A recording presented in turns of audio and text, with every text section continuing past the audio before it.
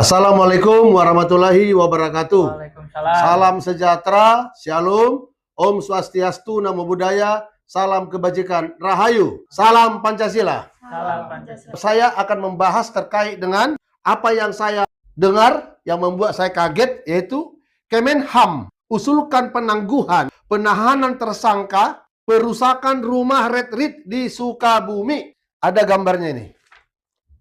Dan ada saya baca ini, penangguhan penahanan, penguatan bersama seluruh unsur Forkompimda Kabupaten Sukabumi dan tokoh lintas agama di Pendopo Sukabumi, Kamis 3 bulan 7 2025. Hal tersebut menyikapi kejadian pembubaran retreat siswa Kristen di Cibahu, Kabupaten Sukabumi, Jawa Barat. Kemenham mengusulkan adanya penangguhan penahanan terhadap 7 tersangka perusakan rumah retreat di Sukabumi. Kemenham menjadi penjaminnya. Hal ini disampaikan oleh Staf Sus Menteri HAM, Thomas Harming Suwarta, dalam konferensi pers di Pendopo, Sukabumi, Jawa Barat. Tribunnews.com. Tidak saya halang-halangi dan tidak boleh ditunda sebuah perdamaian. Perdamaian abadi bagi seluruh rakyat Indonesia dalam sebuah teks Undang-Undang Dasar 1945. Namun dalam sebuah adanya gerakan yang tidak kunjung selesai, gerakan yang diduga intoleran, sehingga saya merasa bahwa pasal-pasal yang dibuat tidaklah pantas hanya pasal pengerusakan, hanya delik aduan. Di situ diduga ada penistaan agama. Karena jelas-jelas di video yang tadi saya dengar, diputar oleh asisten saya, ada sekelompok orang rame-rame naik ke atas, diambilnya salib, dipatahkan, diinjak-injak. Diduga pasal penistaan agama masuk. Yang keberatan bukan hanya yang punya tempat, tapi umat Kristiani secara seluruh dunia, terutama Indonesia. Keberatan bukan berarti kita tidak menerima anjuran perdamaian. Tapi Kemenham, hari ini saya tetap mengatakan, Kementerian Hak Asasi Manusia dalam sebuah judul berita, Kemenham usulkan penangguhan penahanan tersangka perusakan rumah retreat di Sukabumi. Adendumnya harus ada. Ya, adendum itu adalah sebuah kesepakatan yang mempunyai dasar hukum yang kuat dan yang punya wibawa dalam sebuah satuan dari apa yang disepakati di awal. Itu maksudnya. Jadi saya tetap mengimbau kepada Indonesia, intoleran harus diusir dari Indonesia ini. Advokat sudah banyak menangani perkara-perkara, tetapi terkait dengan perkara intoleran, belum sangat banyak advokat menanganinya. Karena selalu terkait intoleran, sangat jarang itu lanjut ke pengadilan di kalangan agama tertentu. Saya tidak sebutkan agama apa ya, agama tertentu. Tapi untuk yang agama Kristen, nih, Ferdinand Huta Hayan, lanjut, silakan, biar dia punya efek jerah, ya. Untuk Ahok, Cahaya Purnama, gubernur, pekerjaannya, lanjut, silakan dilanjutkan, biar ada efek jerah. Kita nggak ada membela-bela.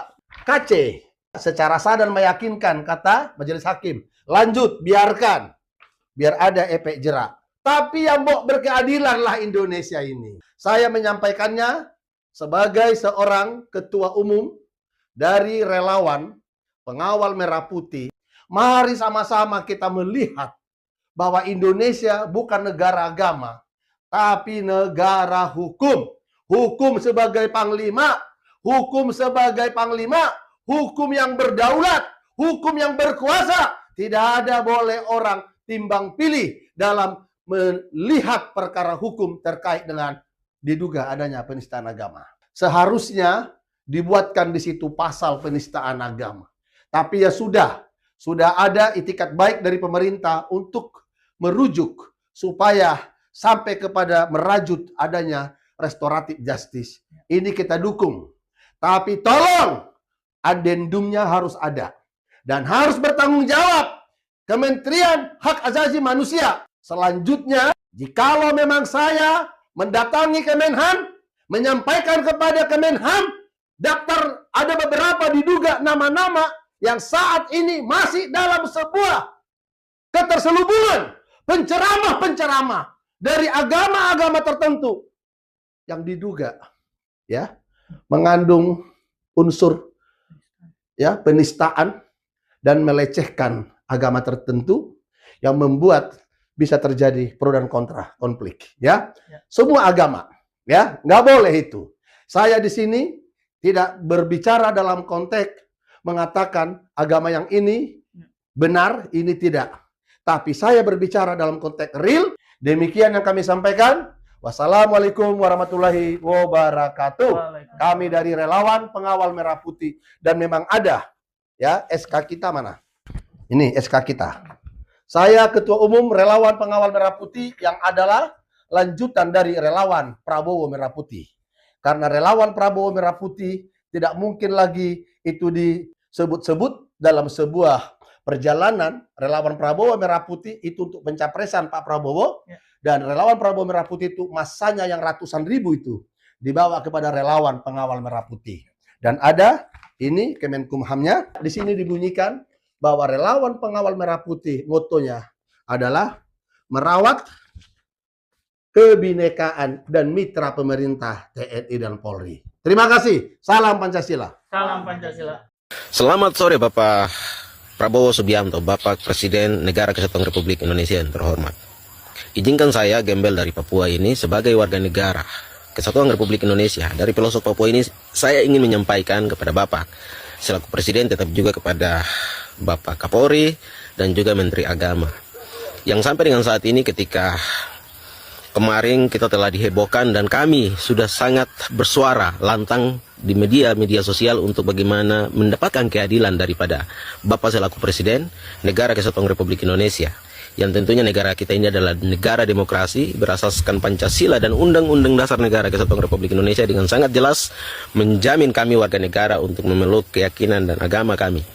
Tetapi sampai dengan hari ini masih saja hukum intoleran yang dilakukan oleh oknum-oknum saudara-saudara kami muslim yang mabuk agama, yang terlalu menuhankan habaib-habaib yang mempengaruhi sampai dengan akhirnya intoleran sangat banyak dalam bingkai negara Kesatuan Republik Indonesia ini, yang selalu membuat kami yang disebut-sebut sebagai kaum-kaum yang minoritas di atas negeri kami sendiri, Republik Indonesia ini, selalu ingin menyembah Tuhan yang kami percayai.